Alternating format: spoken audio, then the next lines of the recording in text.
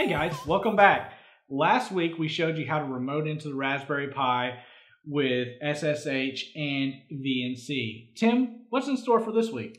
We're going to use those powerful tools to get into the system and show you how to handle package management, which includes applications, frameworks, tools, things like that, how to install packages, how to remove packages, all around those areas. Great, and we'll get to that in just a moment.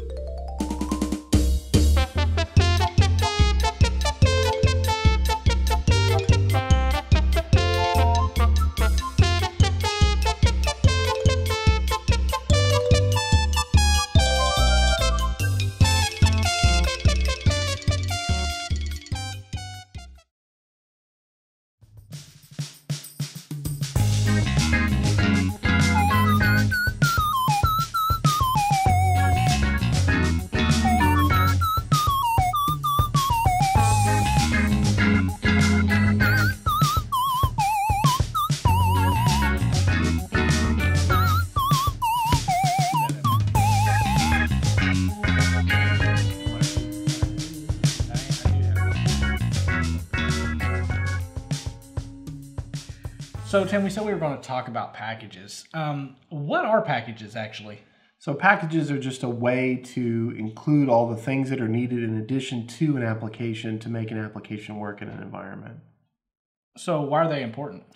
Well, they're how software is distributed in the Linux world. Rarely do you go to a website and download an application for Linux. Instead, you run a centralized package management tool and say, I want this software. Okay, so instead of like going to Microsoft Office's website and going to some other OEM manufacturer or whatever software developer's website to download a package, we just use the package manager to pull it down. And it gets everything from the repository. So if I'm a developer in Linux and I want my application to be included, I go to the repository owner and say I'd like to add this application, and that's that. So are there ever any issues installing packages? There can be serious issues related to package management, and that's why the package tools have gotten better over the years. But there can still be cases where you can get circular dependencies, where you can get unmet dependencies. You can't find a version of a program for your particular environment. So yeah, package management is pretty critical in order to tinker and hack more on the Raspberry for sure. Nice. So what we're about to do is we're about to go in and show you how to install a package. Gedit is one of the text editors that is commonly used in the Linux world to write scripts or to do PHP development or whatever. We're also going to talk about Nano, VI, and Vim. And we're going to also show you HTOP, which is a very powerful tool, and you'll want to learn how to get around in HTOP.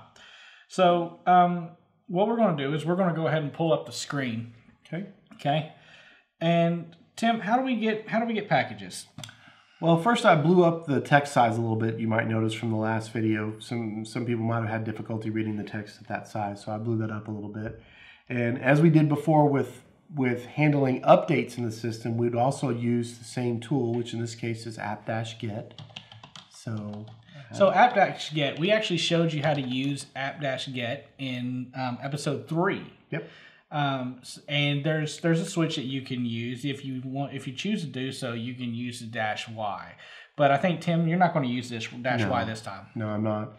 So in this case, instead of update, it would be install, and we want gedit. So we're going to start with just the word gedit, no other extra switches or anything, and we'll hit enter. Okay. What's it doing right now? It's checking. Okay. So is it checking like the repository type? Yeah, to make sure that it has everything that it needs to do that install. Oh, so it's actually checking the local system. Okay. Yes, it's making the local system jive with what's happening with the remote system. If everything's okay, which it was, then we go ahead and do the install. Okay. So right now, do we have gedit installed on our system? We do. I do want to bring up one point. If you're following along, you may run gedit and it may ask for other dependencies to be installed, and that number can get really high. It could be a lot of other things that are needed for an application. If that's the case, it'll ask you yes or no. If the change is trivial as it was here with the single package only, it'll just do the install because the idea is you want to install that. It's when it asks to install a bunch of other dependencies that it might ask a question. So one of the reasons why we see this is we actually, before we actually shot this video, we did some tests of downloading gedit and make sure that, you know, all of our internet connection, all that stuff was good. So we actually downloaded and installed gedit, and we removed it. So some of the dependencies, even though we removed gedit, we didn't remove any of those dependencies. Yes. So that's why you're not seeing the yes or no prompt. Yep. Okay. So you may get that prompt. Don't panic if you do. Yeah, it's normal. So we're going to go ahead and run gedit. Now this is one way you could run an application. It's not necessarily the recommended way every time, but it's one way you can. Yeah. And if I run it, it opens up, right? And it'll open up a new document. And we have some basic controls to edit and type and change things in the system. So yeah, this is your basic standard text editor. I mean, you can write scripts, you can write websites, you can do write your next novel. You can write a novel. I mean, you can pretty much do it. It's just a text editor. Okay. Yeah, that's one way to open it, and then like many other applications, it's going to put itself typically on the start menu here, and I think it's going to be accessories. And it's called text editor. It's very much the same. The difference is the icon. It'll be the paper with a pencil icon, and that's gedit. And there it is. Okay. So what's the difference between gedit, Nano, Vim, and VI? Tim, so let's break that down even more. So those other tools are just like gedit, but only instead of being in a graphical environment, they're what would be called like a text environment or a console environment. And the differences really have more to do with how you manipulate files. So Vim and VI, and to a lesser degree Emacs, are one kind of modal dialogue, which a lot of people really swear is more powerful, versus something like Nano, the editor that comes like in old DOS days, literally edit. I see. And those kind of tools like gedit, it's a graphical version of that, where they're more like text style editors. They don't have modes that you can go into. So without going into a lot of details, let's just make sure that you understand that distinction. So VI is very, very different, say for example, from Nano. We could go run Nano real quick on something simple. Create a new file. So what he just did is he said nano test.txt, and basically what that did was create a file in the current directory that you're sitting in called test.txt. Yep. And then I'm going to type in some text there, and then I'm going to exit, and it says, hey, save modified buffer. That's the way that the Linux techies like to say, do you want to save your changes? Do me a favor. Hit escape real quick. Okay. Or go back out to, cancel. There you go. So down at the bottom of the screen, you have a whole bunch of options. Oh yeah, let's go over those a little bit. So exit, what Tim just did was Control X. Yes. Right? So down at the bottom, you'll see a little character that looks like a peaked roof. That's a caret or a control. Kind of looks like when you hit the control key on your keyboard, combined with the letter that's listed in each of those commands, that command will be initiated. It's a way to separate what you're typing versus what you want to do. Yeah, so in this case, the control, Tim hit Control X, and that actually put up the save prompt to save the file. Okay, there's other things that you can do in here. You can search text, you can replace text, and there's various other things, but most of the things that I typically do is, I come in here and I might write a bash script or something like that, and Nano is what I use for writing bash script. A lot of people will laugh at me for doing that because, I don't really want to mess with VI or Vim.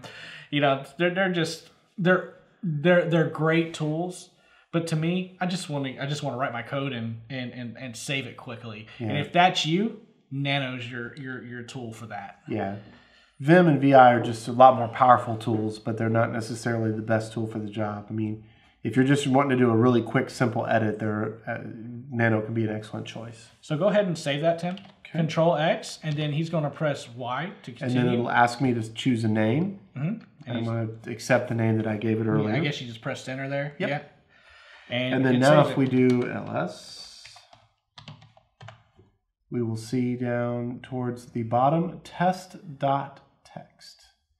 And if we look at the date and time, we'll see, that we edited it. So how do you open it? Once you make it, how do you open it back up? Oh, it's the same way. Yep. So to open a file and to create a file is the exact same way. In this particular case, yes, definitely. And since I didn't make any changes when I exited that time, it didn't ask me.